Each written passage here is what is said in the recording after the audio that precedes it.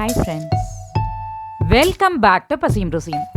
இன்னைக்கு பசியும் ருசியும்ல ஒரு தனி சுவையில் இருக்கக்கூடிய ஹெல்தியான அவரைக்காய் பொரியல் செய்ய போகிறோம்.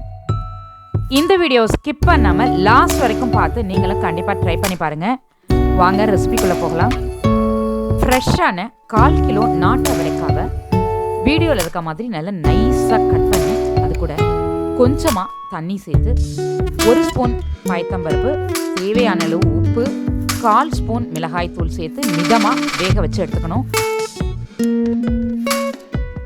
மிக்ஸி ஜாரில் 1 பச்சை மிளகாய், சின்ன இஞ்சி துண்டு 1, 2 கொத்து கருவேப்பிலை, 1/2 ஸ்பூன் சீரகம், 3 ஸ்பூன் தேங்காய் துருவல் சேர்த்து தண்ணி சேர்க்காம கொரன்னு அரைச்சி எடுத்துக்கணும்.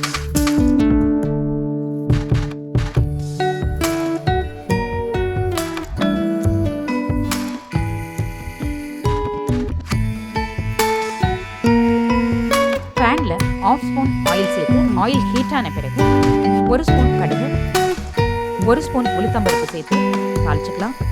இது கூட பெரிய வெங்காயம் 1 நீல வாக்கில் கட் பண்ணி சேர்த்துக்கலாம்.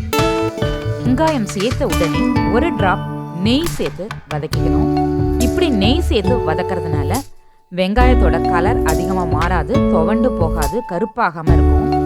அதே மாதிரி நம்ம சேர்க்குற அவரைக்காயும் இது கலர் மாற்றாமல் ஃப்ரெஷ்ஷாக இருக்கும். டேஸ்ட்டும் ரொம்ப ரொம்ப நல்லாயிருக்கும். ஆனால் நெய்யோட வாசமே தெரியக்கூடாது, அந்த அளவுக்கு நெய் ரொம்ப கம்மியாக சேர்க்கணும். இது ஒரு டிஃப்ரெண்ட் டேஸ்ட்டையும் கொடுக்கும், ரொம்ப ரொம்ப சூப்பராக இருக்கும். இந்த ஸ்டேஜில் நம்ம பாயில் பண்ணி வச்சுருக்க அவரைக்காயும் இது கூட சேர்த்துக்கலாம்.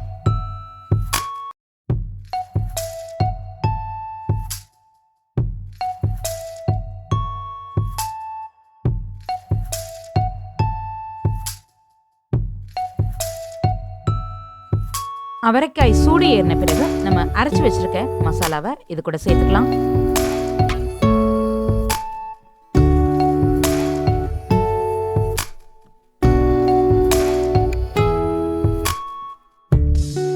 மசாலாவோட பச்சை வாசம் போன பிறகு ஸ்டவ் ஆஃப் பண்ணிடலாம். ஒரு டிஃப்ரெண்டான டேஸ்ட் சூப்பரா அவரைக்காய் பொரியல் ரெடி. வீடியோ உங்களுக்கு பிடிச்சிருந்தா லைக் பண்ணுங்க, ஷேர் பண்ணுங்க. இந்த வீடியோவுக்கு கீழே உங்களுடைய கருத்துக்களை பதிவிட மறந்துடாதீங்க.